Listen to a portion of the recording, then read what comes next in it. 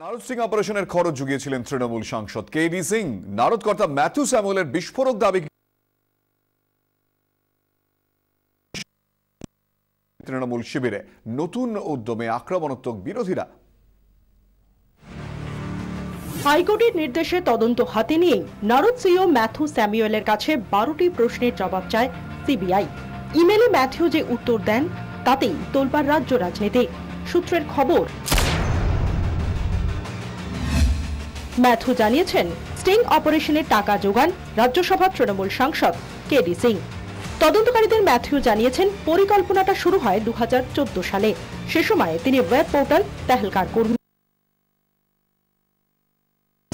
Matthew দাবি, 2014 সালে তিনি ঊর্ধ্বতন কর্তৃপক্ষকে জানান তিনি বড় স্টোরি করতে চান। অ্যালকেমিস্ট কর্তা কেডি সিং তাকে অনুমতি দেন।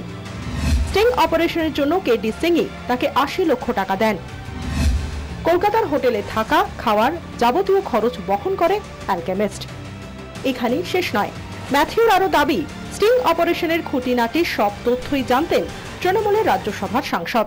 সেই মতো বিভিন্ন সময় খরচও জুগিয়েছেন। ম্যাথিউ বলছেন 2014 লোকসভা ভোটের আগে স্টিং তোলা হলেও তেহলকায় তা আপলোড হয়নি। 2015-এ তেহলকা ছাড়েন ম্যাথিউ। সে সময় সঙ্গে নেন ফুটেজও। 2016-এ নিজের ওয়েবসাইট নারদ নিউজ চালু করেন ম্যাথিউ স্যামুয়েল। বিধানসভা ভোটের ঠিক আগে নিজের ওয়েবসাইটে আপলোড করেন স্টিং ফুটেজ। যে স্টিং এর ছোবলে রাজ্য রাজনীতিতে ঝড়, তার খরচ নাকি জুগিয়েছেন দলেরই রাজ্যসভার সাংসদ।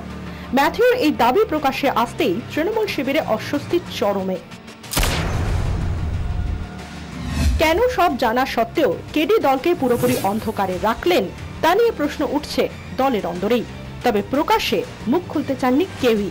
যদিও কেডি সিং বলছেন ম্যাথিউ তহলকার প্রাক্তন কর্মী, তিনি দায়িত্ব নেওয়ার আগেই ম্যাথিউ কোম্পানি ছেড়ে চলে যান, তাই এ বিষয়ে তিনি কিছুই জানেন না। তবে তৃণমূলকে কোণঠাসা করতে নতুন উদ্যোগে মাঠে নেমে পড়েছে বিরোধী শিবির। কেডি সিং কাদের লোক?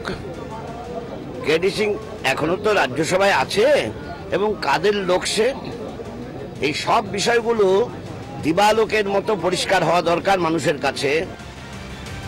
ম্যাথিউ স্যামুয়েল অবশ্য বলছেন কেডি সিং যে তৃণমূল সাংসদ স্টিং এর সময় তা তিনি জানতেন না।